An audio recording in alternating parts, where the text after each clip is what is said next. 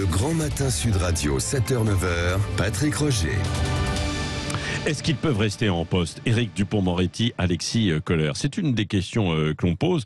D'ailleurs, sur les réseaux sociaux, on vous demande de façon très cash, parlons vrai sur Sud Radio, est-ce que, alors pas simplement est-ce qu'ils peuvent rester en poste, mais est-ce que Emmanuel Macron lui-même doit tenir compte un petit peu de ce qui s'est passé hier? Donc, avec mise en examen d'un côté, puis renvoi, même s'il y a un pourvoi donc, qui suspend les effets pour Éric Dupond-Moretti, mais est-ce que Emmanuel Macron doit ignorer ce qui a été dit, s'exprimer, attendre un verdict ou demander leur démission? Eh bien, demander les démissions à 92%. Lydia Guirous, vous disiez non tout à l'heure, quoi. Non. Pourquoi? Répétez-nous pour les auditeurs qui ne sont pas... Parce que d'abord, présomption d'innocence, et je pense que la ligne de conduite doit être que s'il y a une condamnation, il doit y avoir démission, évidemment, mais avant, il faut laisser le temps à la justice de faire son travail, et une mise en cause, une mise en examen ne veut pas dire que l'on soit coupable. Donc voilà, je pense qu'il faut avoir cette ligne de conduite-là pour toutes les personnalités sauf politiques. Sauf que ce n'est pas la ligne jusqu'à présent. Souvenez-vous, l'exemplarité, Bayrou et que c'est beaucoup d'autres oui, bien sûr, mais la ligne, elle a le droit d'évoluer, dans le bon sens, et je pense que c'est en respectant nos principes, ces principes qui sont à mon sens fondamentaux, eh bien on fait avancer la démocratie. Oui. Non, mais sinon c'est trop dangereux. À chaque fois, on met en cause quelqu'un et puis boum, il doit démissionner. Il ne s'agit pas de n'importe qui quand même. Alors voilà, justement, oui, la présomption d'innocence, non, au tribunal médiatique. Le problème... il est double. D'abord, j'ai en mémoire des déclarations d'Emmanuel Macron qui expliquaient qu'un ministre mis en examen devait démissionner, première chose. Puis deuxième chose, oui, il ne s'agit pas de n'importe quel personnage. Il s'agit quand même du ministre de la Justice et du secrétaire général de l'Élysée. Donc quand même, il ne s'agit pas de n'importe quel ministre dans le rang hiérarchique du gouvernement. Et Alexis Kohler, on l'appelle le vice-président. Donc c'est quand même deux personnages absolument importants. Mais j'ajoute que très rapidement, Éric Dupond-Moretti va se retrouver dans une situation très difficile à gérer. Pourquoi? Parce qu'il va devoir nommer dans quelque temps, en remplacement de M. Molins, le président du parquet national financier. Oui. Bon, comment est-ce que vous voulez que le ministre de la Justice, mis en examen, nomme quelqu'un qui va être à charge contre lui? C'est absolument inextricable. Donc deux choses l'une. Qui va être à charge ou pas? Enfin, en tout cas, qui va mener les enquêtes. Donc, ou bien il se déporte, et c'est la première ministre, Madame Borne, qui nommera le patron du PNF, du parquet national financier, ou bien, on voit pas comment Éric Dupond-Moretti peut rester et nommer le patron du PNF. Donc, c'est quand même une situation extrêmement particulière. Alors, ce qu'on peut dire aussi, c'est que finalement, le ministre de la Justice et M. Kohler peuvent aussi face à leur conscience d'hommes politiques et de techniciens.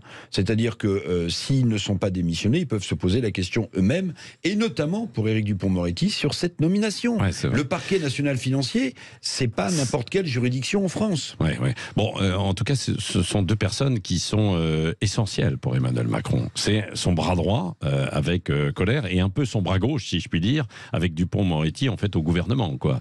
Lydia Guirous. Ah oui, c'est deux piliers pour Emmanuel Macron. Alexis Kohler, c'est l'homme qui est président de la République presque, parce que c'est lui qui fait toutes les remontées. C'est lui qui, on dit même que c'est lui qui fait quasiment les nominations des ministres. Grosso modo, c'est lui qui fait tourner la France, quoi. Enfin, oui, en tout cas, oui. Sur un plan politique.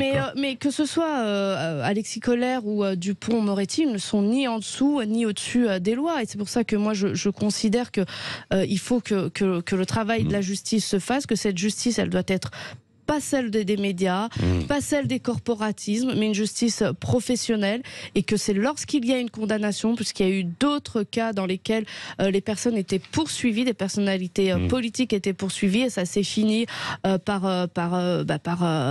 une absence de condamnation. Alors le mal était fait pour leur réputation, mais il y avait une absence de condamnation. Et ça existe. Exactement. Il a été poursuivi pendant des années, et il a été blanchi. Il a été poursuivi de trop longues années. Mais n'oublions pas quand même qu'Éric Dupond Dupond-Moretti, il est sous le coup, j'allais dire, de 2 chapitres judiciaires. Le premier, c'est ses règlements de compte avec les magistrats. Bon, sans doute que le péché originel, c'est d'avoir nommé un grand pénaliste, un avocat comme garde des Sceaux, parce que par définition, quand vous êtes avocat, vous avez quelques soucis, et Éric Dupond-Moretti, visiblement, en avait plus avec les magistrats. Donc là, il y a ce chapitre-là, puis il y a un deuxième chapitre, n'oublions pas, il y aurait donc un peu de vengeance aussi pour prise illégale d'intérêt par Anticor, vous savez, l'association anticorruption. Donc c'est quand même extrêmement compliqué. Pardon, il est ministre de la Justice.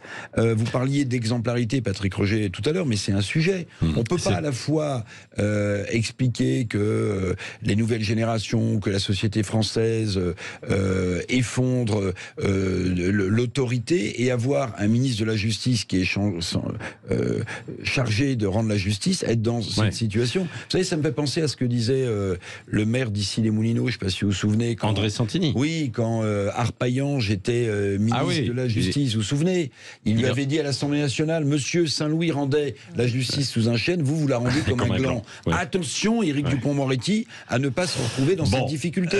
Voilà, on en parlera encore beaucoup tout à l'heure avec un plateau assez exceptionnel chez Jean-Jacques Bourdin entre 11h et midi, avec André Valigny, Brugère du syndicat, Béatrice Brugère du syndicat des magistrats et d'autres invités. André Berkoff, il reviendra aussi d'ailleurs, lui, à partir de 13h aussi, ou à 12h30 dans Berkoff dans tous ses états. Il y a un autre sujet qui agite un petit peu, et ça sonne en fait un sujet au 0826 300 300. Avec nous ce matin, c'est Romain, je crois, c'est ça? Oui, bonjour Patrick. Bonjour Romain.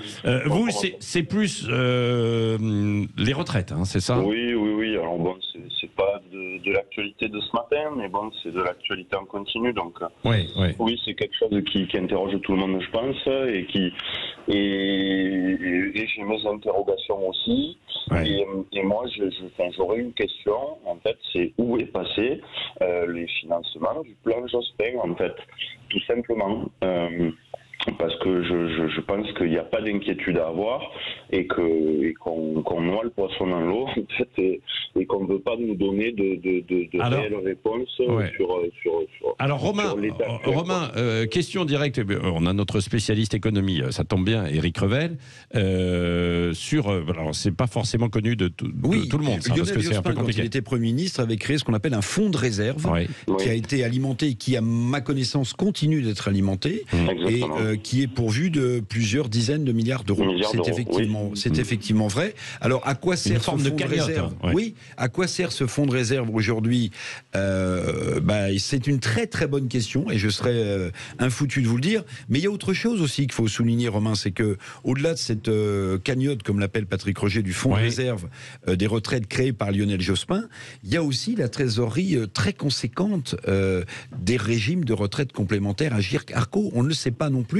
Mais je croyais qu'elles avaient été en difficulté, ce qu'on disait. Voilà, c'est ce qu'on a pensé très longtemps. En tout cas, c'est ce que la Vox Populi disait. On se disait, mais à côté du régime de base en difficulté, il y a sans doute le régime des retraites complémentaires. Et en fait, on sait maintenant, on sait depuis, c'était pas caché, mais en fait, le trésor de guerre de l'Agirc-Arrco, c'est 75 milliards d'euros. Vous voyez? Donc, alors, ça n'exemple pas évidemment le régime de base. Faut pas tout manger, réformé. Mais vous voyez, il y a quand même un sujet, et vous avez raison de le souligner. Maintenant, ce qui est vrai aussi, Romain, il ne faut pas se le cacher, c'est qu'il y a de moins en moins d'actifs par rapport au nombre de retraités, parce qu'on vit de plus en plus longtemps, qui augmente. Donc il y a un sujet de financement. Mais vous avez raison aussi, c'est que quand on lit bien le dernier rapport du COR, le Conseil d'orientation des retraites, on s'aperçoit qu'au-delà du conjoncturel, c'est-à-dire 2 années, l'année dernière et cette année, qui vont être excédentaires en matière de retraite, il y a un retour possible à l'équilibre en 2030. Donc vous avez raison,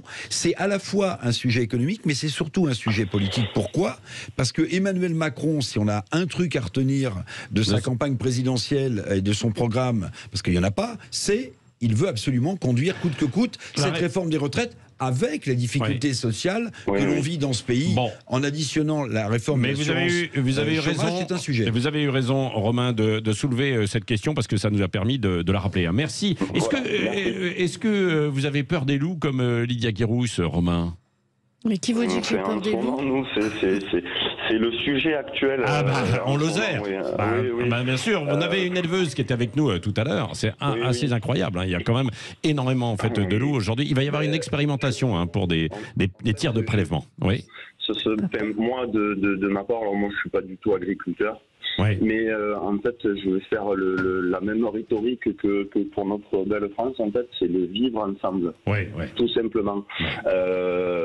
Et je trouve que le métier d'agriculteur a bien changé et que je pense qu'il faudrait mettre en relation en fait un peu toutes ces aides et réellement un peu comme le reproche qu'on peut faire aux professeurs en fait qui disent nous on travaille chez nous aussi mais sauf qu'il n'y a pas de vérification. Alors à un moment donné quand on est le plus grand fonctionnaire de France il va falloir un petit peu avoir des contrôles aussi parce qu'on ne peut pas sans arrêt gueuler aussi, bloquer le pays parce que on nous a fait un cinéma pour la SNCF mais c'est encore pire donc merci. Je serais passé logique. Merci Romain Lelou. Je vous en prie. Lelou, dans un instant le journal de 9h. Les loups.